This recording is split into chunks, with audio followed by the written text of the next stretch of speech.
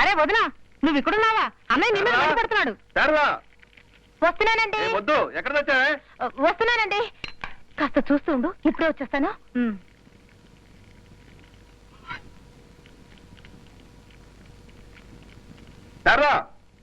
వస్తున్నానండి.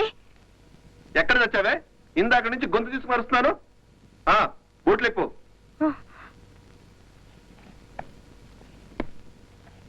శారదా, శారదా, వస్తున్నానత్తయ్య.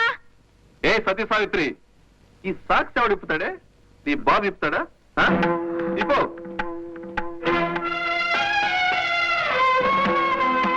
శారదా, గొంతు చించుకొని అరుస్తుంటే ఎక్కడికి వచ్చావే? వస్తున్నానత్తయ్య. ఏమే అస్తమానం గదిలో దూరి ముగ్గురుతో పులుకుతూ కూర్చుంటే ఇంటి పనులని ఎవరు చేస్తారే? వెళ్ళు, వెళ్ళి పూజలకు శుభ్రం చేయి. అలాగే. పాపం పొద్దుననక ఆఫీస్కి వెళ్ళి అలసిపోయి వచ్చావు. తీసుకో అన్నయ్య. ఉల్లిపాయ పకోడీలా? Very good. చూస్తుంటే నోరు ఊరిపోతుంది. ఎలా ఉన్నాయి? బాగున్నాయా? ఫ్యాంటాస్టిక్. అవును, ఎవరు చేశారేమిటి? ఇంకెవరు చేస్తారన్నయ్య? ఈ ఇంట్లో నాకు తప్ప ఇంత రుచిగా ఉండడం ఎవరికి తెలుసు? వదిన అలంకారాలు పూర్తయితే గానీ పంకింట్లో కాలిపెట్టదు. శారదా, శారదా, ఒకసారి ఇటు వస్తావు? వస్తున్నానండి. ఏమిటండి? ఏమి దున్నపోతా? ఇంటి కోడలు అయి ఉండి ఆడపడితే ఇంటి పనులను చేయిస్తావా?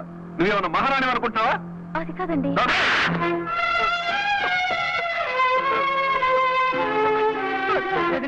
ఇంటి పని నువ్వు చేసేయండి, నేను చేసేయండి. అన్న ఎక్కడ కోపంగా ఉన్నాడు. ఇంకా పాపం చూపించు. వెళ్ళు, వెళ్ళొద్దురా.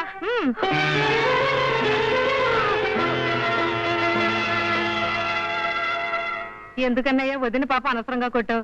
వాళ్ళ పుట్టింటాలో పెంపకం అలా ఉంటే తన మాత్రం ఏం చేస్తుంది? అందుకే అన్నారు, ఎంతో అదృష్టం ఉంటే గానీ మంచి పిల్లలు దొరకదు. ఏం చేస్తాం? అమ్మా, నాన్న మంచోడు కాదు కదమ్మా, ఎప్పుడు నిన్ను నన్ను కొడతాడు. దేవుడితో చెప్పి నాన్నని మనం బాగా తన్నిద్దామే. తప్పమ్మా, అలా అనకూడదు. నేనే నాన్నగారిని విసిగించాను, అందుకనే కొట్టారు. ఇంకెప్పుడు నాన్నగారి గురించి చెడుగా మాట్లాడకూడదు, తెలిసిందో?